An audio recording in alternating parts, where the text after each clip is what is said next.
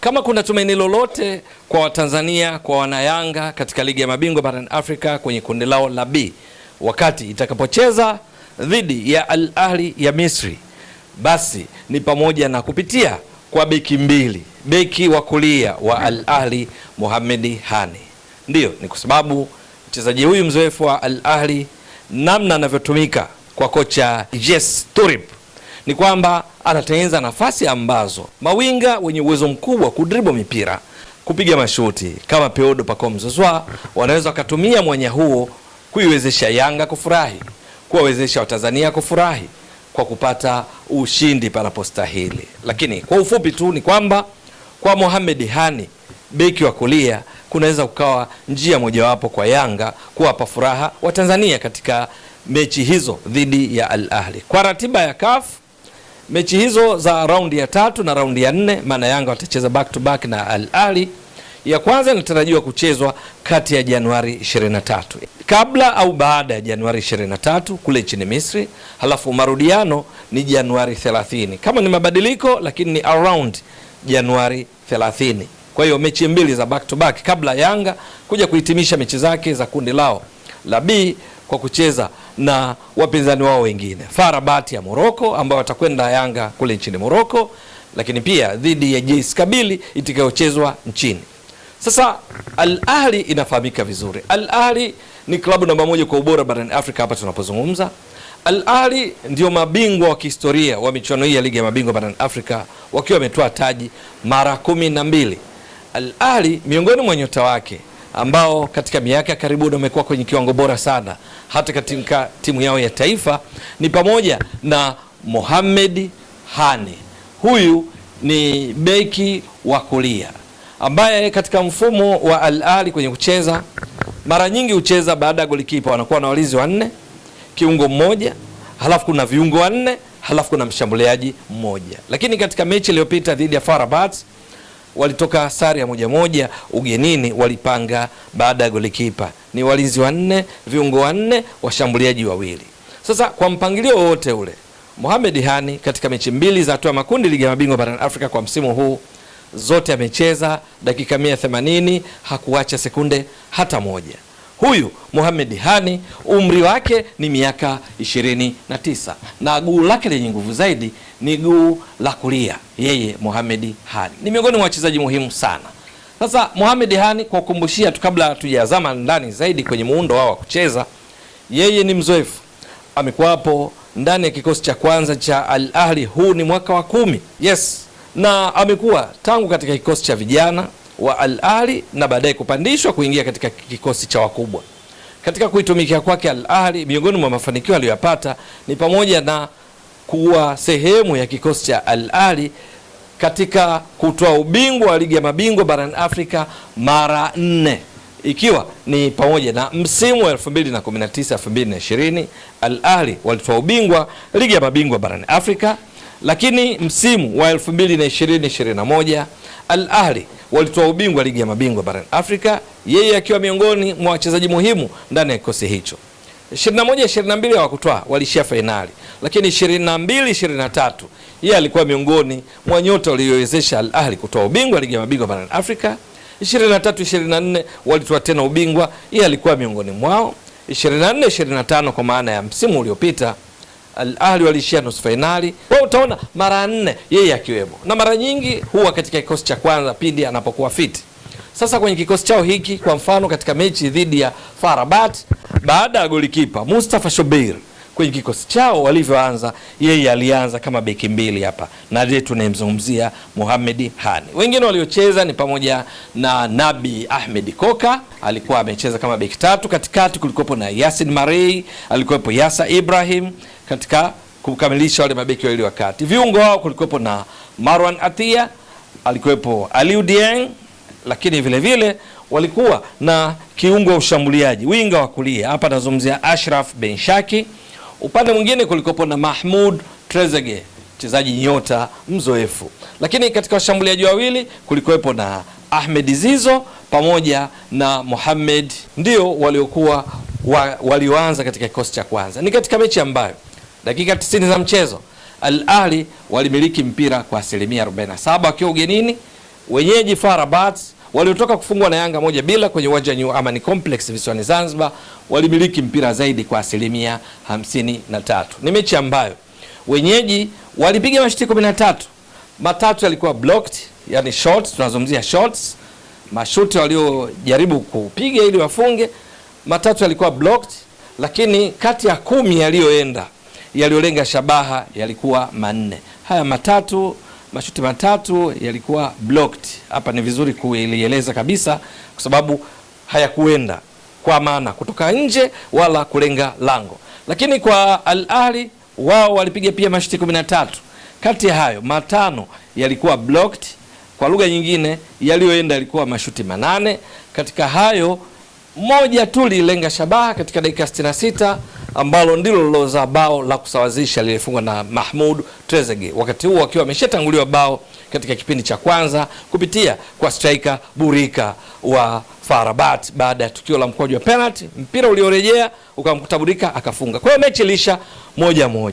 Sasa tunayemwangalia hapa ni beki mbili huyu Mohamed Hani, na kwa nini anaweza akawa sehemu Yanga kupata furaha, Yanga kupitia kwa wachezaji wake wanaotokea pembeni.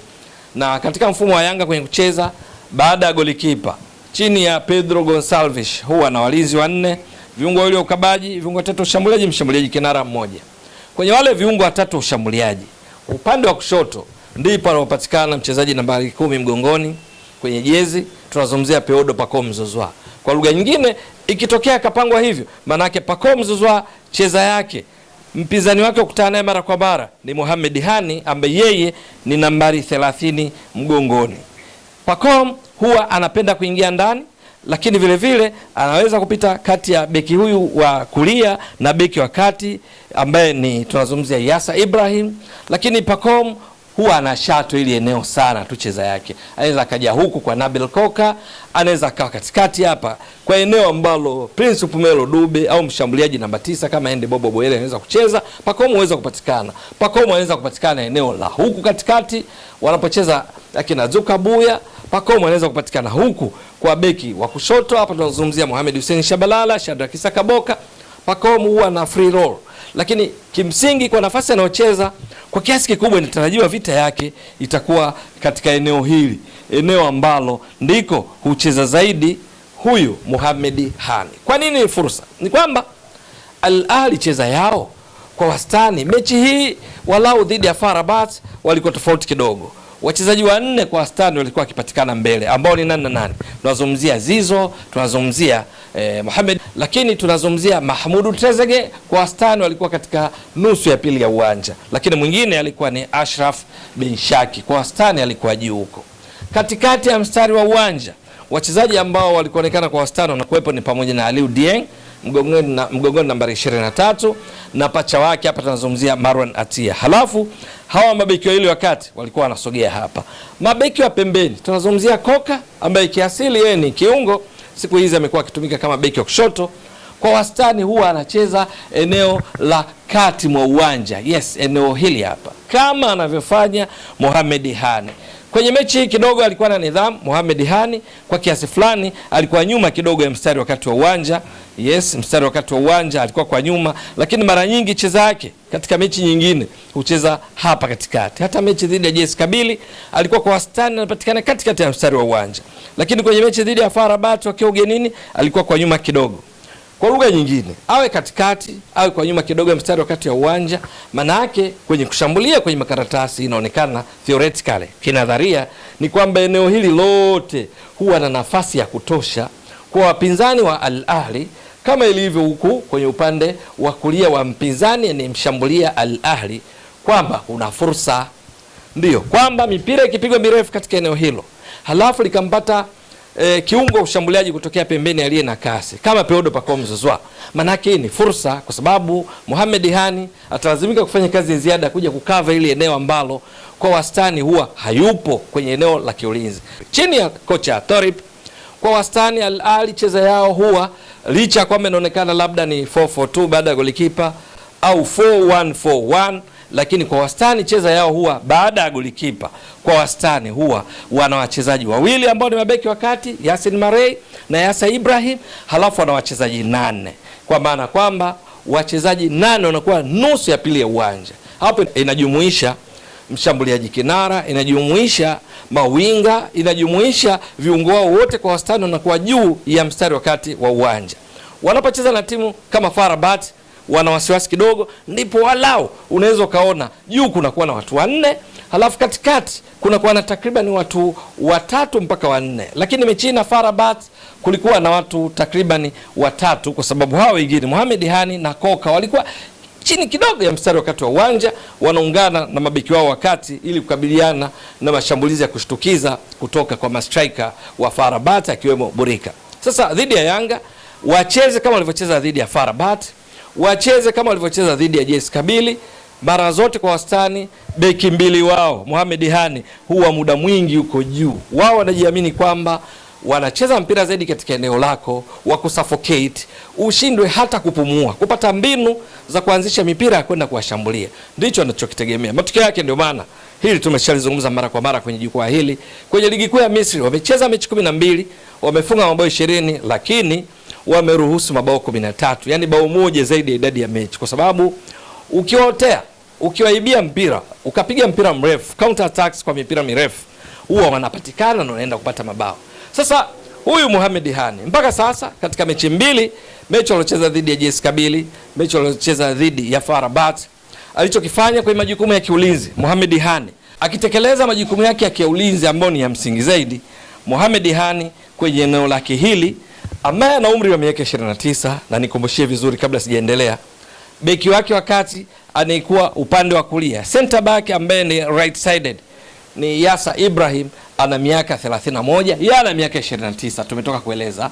Halafu winga wake katika mechi aliyocheza dhidi ya FAR Rabat tunazungumzia Ashraf Benshaki, yeye ana miaka 31. Kwa hiyo wakati mwingine support huwa kidogo inapata shida pindi mpira unapokuwa wa ghafla na wa kasi, halafu anakutana na mpinzani mwenye kasi.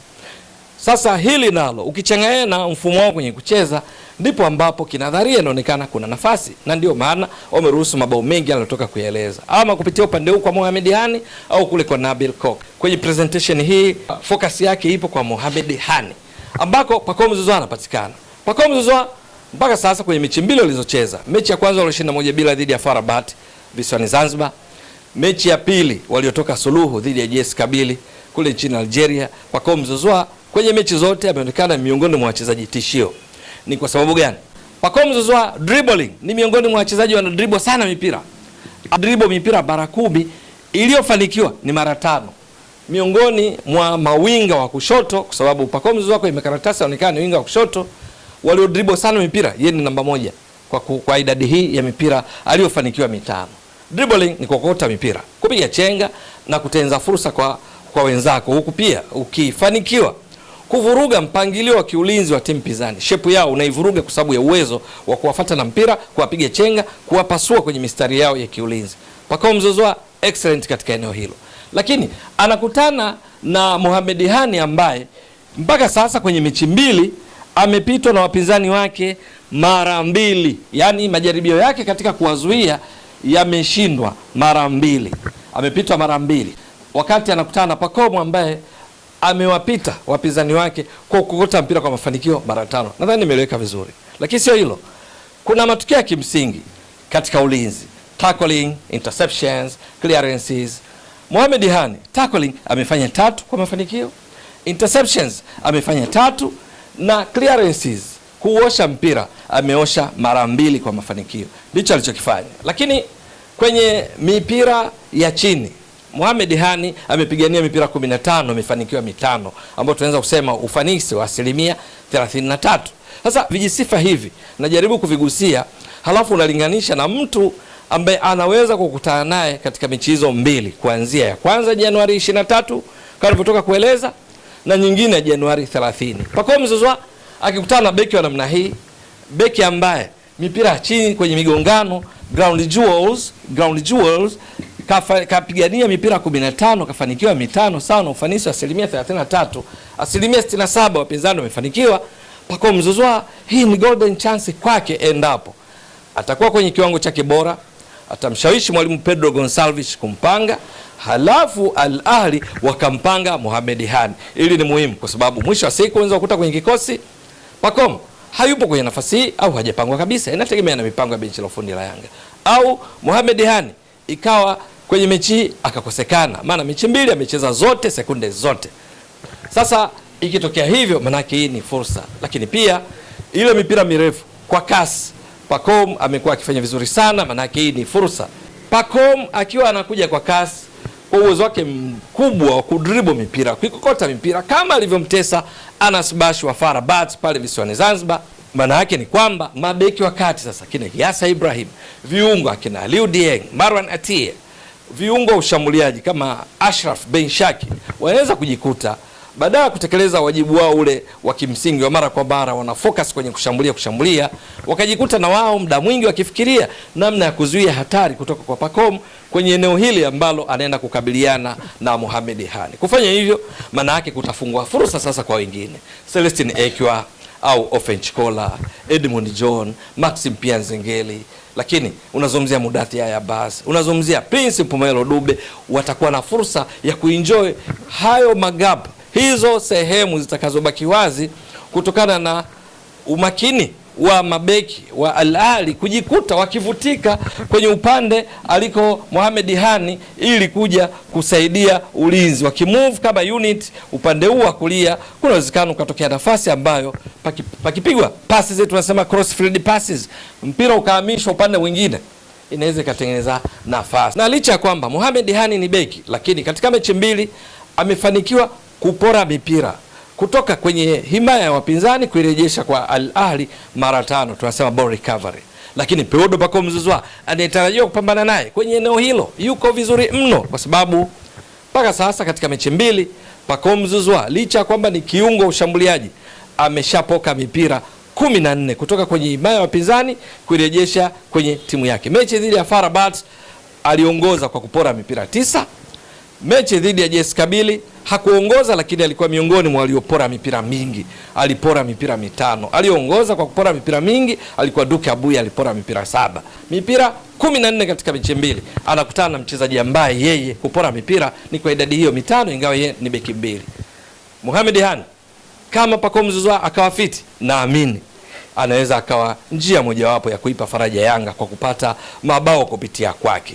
Na kama sio yeye, yeyote atakayepangwa uchezaji ule wa Thorib kwa beki wake mbili, ni kwamba matarajio anakuwa juu zaidi, huku nafasi kibaki kwenye eneo lake. Ni juu ya Yanga benchi la ufundi kuona namna gani watanufaika kwa aina hii ya uchezaji wa Al Ahly ambayo ina madhara makubwa kwa wapinzani pindi wanaposhambulia, lakini kwao pia wanajihatarisha kwa sababu wanakuwa na nafasi kubwa wazi kwenye eneo lao la pembeni kulia kwa au kushoto kwa mpinzani wakati anashambulia, kulia kwao wakati wanazuia kwa Mohamed Hani mgongoni nambari 30. Nimejaribu kugusia tu yuyu, lakini benchi la ufundi la Yanga chini ya Pedro Gonçalves mafundi sana, wanajua sana jinsi ya kusoma mechi za namna hii, na Yanga kwenye eneo hili wako vizuri na wamethibitisha katika mechi mbili za kwanza kwenye kundi lao la B, na ndio maana hivi sasa wao na Al Ahly wote wana point sawa, point 4. Lakini tu ni kwamba Al Ahly wako juu kwenye kundi lao, wako vinara kwa sababu ya tofauti ya mabao.